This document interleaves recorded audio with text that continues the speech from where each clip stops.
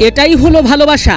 প্রীতি জিন্তা যেমন পাঞ্জাব ছেড়ে যাননি, কোহলিও তো গেল 17-18 বছরে আরসিবি ছেড়ে যাননি। এবি ডিভিলিয়ার্স, ক্রিস গেইল সহ কত রথী মহারথী হার্ড হিটার বছরের পর বছর চেষ্টা করে গেছেন, সফল হননি। তাই তো আবেগে চলে আসেন সবাই মাঝ মাঠে ফাইনাল জেতার পর। ডিভিলিয়ার্স কোহলির আলিঙ্গন, গেইলের হাস্যোজ্জ্বল মুখটা, সবার খুশি যেন দ্বিগুণ হয়ে গিয়েছিল।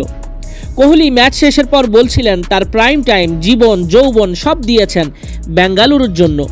বলছিলেন শিশুর মতো কাঁদছিলেন ম্যাচ শেষের আগে। শেষ ওভারে যাদের নজর ছিল তাদের মনে থাকবার কথা। কোহলির মুখটা লাল হয়ে গিয়েছিল কান্নার কারণে। গ্যালারিতে সহধর্মিনী আনুশকা বিশ্বাস করতে পারছিলেন না। জায়ান্ট স্ক্রিনে আরসিবিকে উদ্দেশ্য করে বলা হচ্ছিল দ্য ওয়েট ইজ ওভার।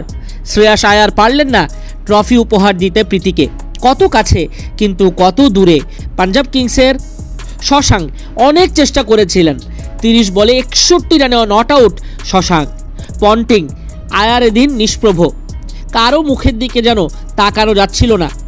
সামান্য ব্যাটিং ব্যর্থতায় সব যেন গুড়েবালি হয়ে গেল। আহমেদাবাদ যেন গর্জন দিচ্ছিল আরসিবির হয়ে।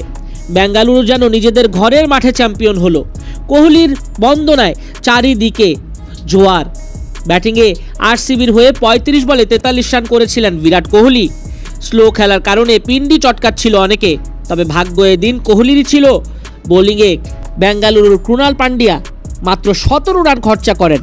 ওই টাইট বোলিংয়ের ইম্প্যাক্টেই স্বপ্নভঙ্গ হয় পাঞ্জাবের। আরসিবির 191 রানের টার্গেটে 184 রানে শেষ পর্যন্ত থামে প্রীতির পাঞ্জাব। আরসিবি জিতল 6 রানে। 18টা বছর কোনো ফ্র্যাঞ্চাইজি পরিবর্তন করেননি। এই একটা ফ্র্যাঞ্চাইজিতেই সব দিয়েছেন কোহলি। অপেক্ষা করেছেন, ধৈর্যের বাঁধ ভেঙেছে, তবুও সেই বাঁধ জোড়া দিয়ে আবারও মৌসুমের পর মৌসুম খেলেছেন। অবশেষে সোনালি ট্রফিটা এলো, কোহলির ক্যারিয়ারটা পূর্ণতা পেল, আরসিবি ভক্তদের হৃদয় জোড়ালো।